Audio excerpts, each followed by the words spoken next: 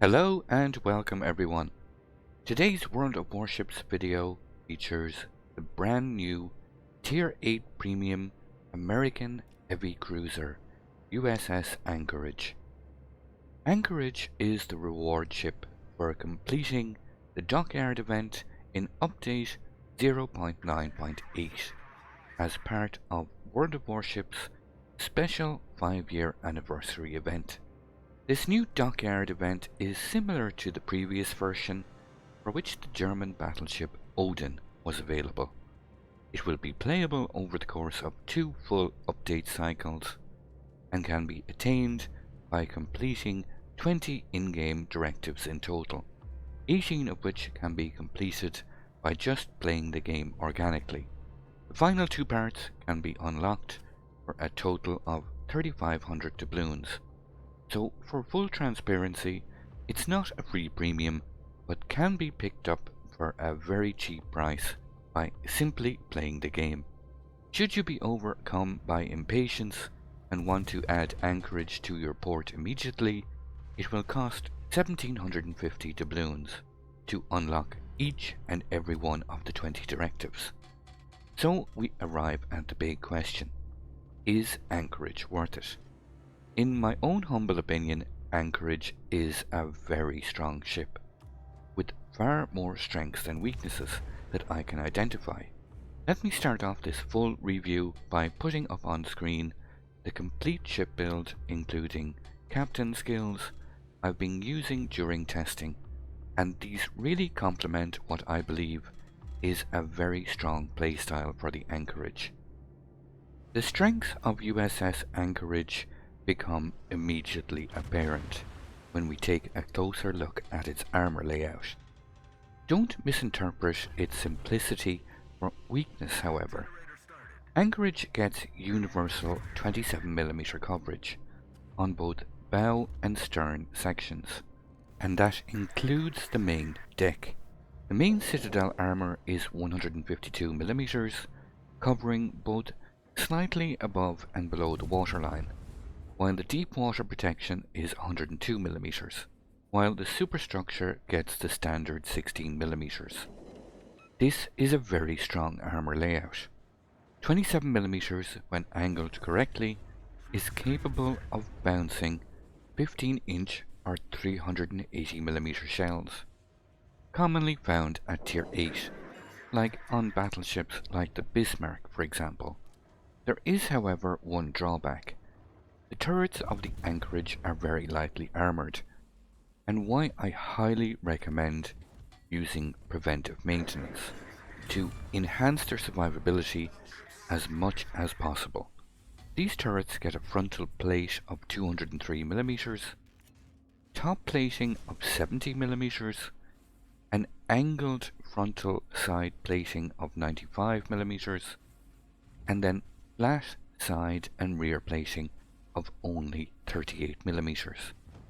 Anchorage gets a survivability rating of 56, which equates to having 41,800 hit points, and a torpedo protection damage reduction of 16%. It's at this point I should immediately draw your attention to the impressive choice of consumables. USS Anchorage is the first US Navy heavy cruiser to get access to the smokescreen generator. These are long-lasting American smokes, with long action and dispersion times, which not only greatly enhance survivability, but provide excellent platforms to be able to rain down fire on the enemy from concealment. One also has the choice between hydroacoustic search for increased protection against torpedo attack, fighter aircraft or spotting aircraft to suit whichever role you wish to play, be that in divisions with destroyers or carriers, or simply in the role I've been testing, just playing solo with a spotting aircraft for extra range and increased spotting assistance from smoke when required. So we come to the Anchorage's main battery. 12 203mm guns in a 4x3 turret setup, both 2 fore and 2 aft, with a max reload time of 15.5 seconds and a max firing range of 15.6 kilometers.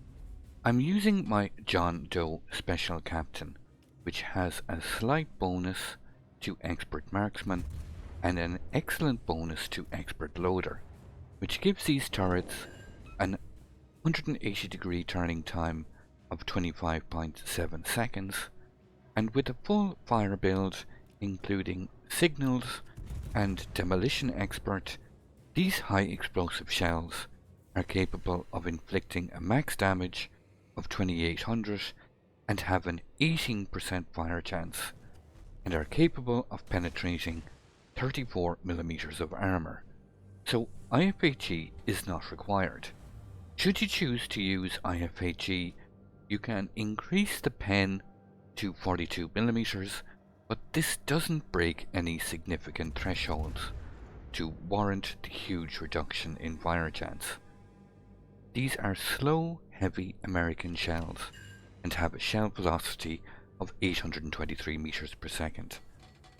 Anchorage's armor-piercing rounds are slightly faster at 853 meters per second and are capable of inflicting a max damage of 4600. And for those of you already familiar with heavy American AP rounds, you will already know they feel really quite strong against broadside or slightly angled targets. Anchorage gets 8 127mm secondary guns in total, 4 single mounted with 2 on each side, and 2 dual mounted turrets capable of firing on both sides. They have 5 kilometers in range, firing high explosive shells with a max damage of 1800.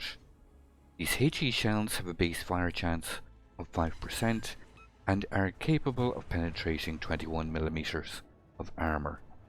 All summed up, very impressive main armament. Very large alpha strike potential and high fire chance, with very good penetration, allows Anchorage to punch above its weight, allowing it to compete even when up-tiered to Tier 10, which is a real hallmark of strength. So, Anchorage combines not only great firepower with great armor combined with American smokescreens, and yet it has another ace up its sleeve in the form of torpedo armament.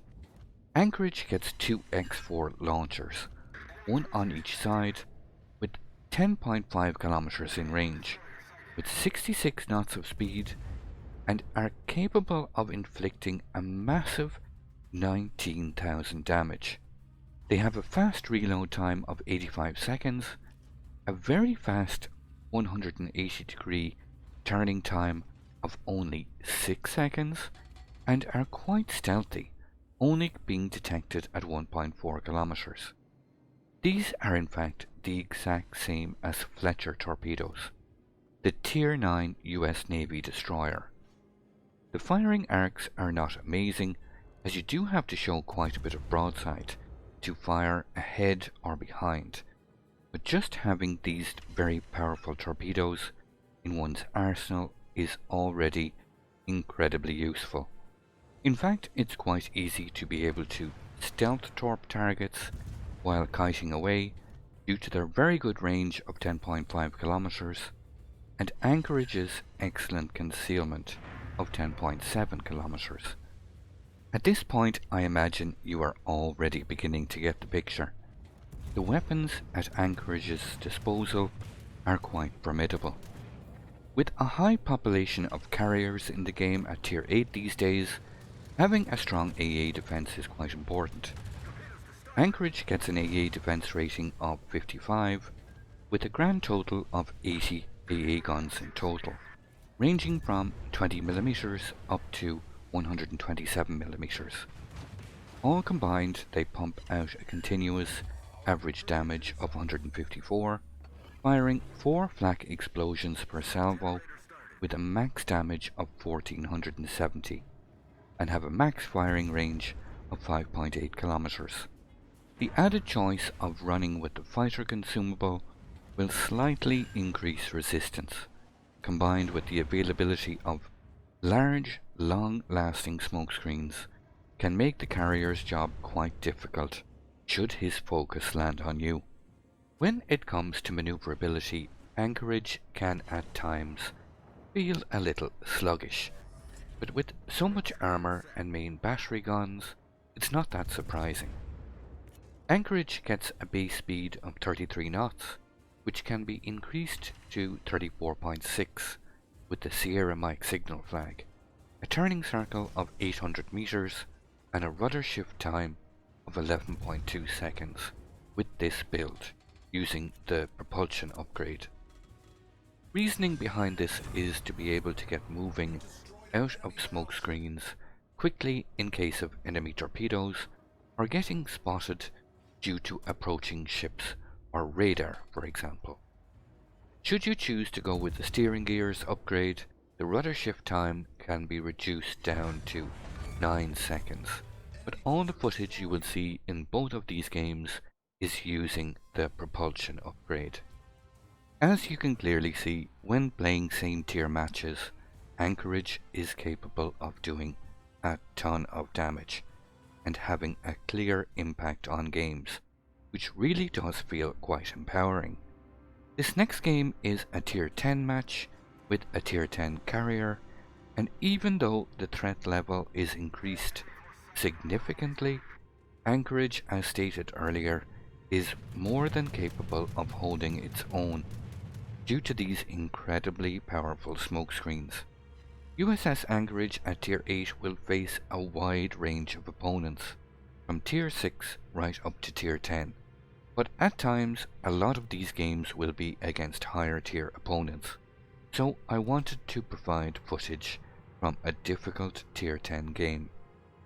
Finally, stats wise, we come to Anchorage's concealment rating of 62, with a full stealth build, using both upgrades and captain skills, which translates into a detection range by ships of 10.7 kilometers, and you'll be spotted from the air at 6.5 kilometers.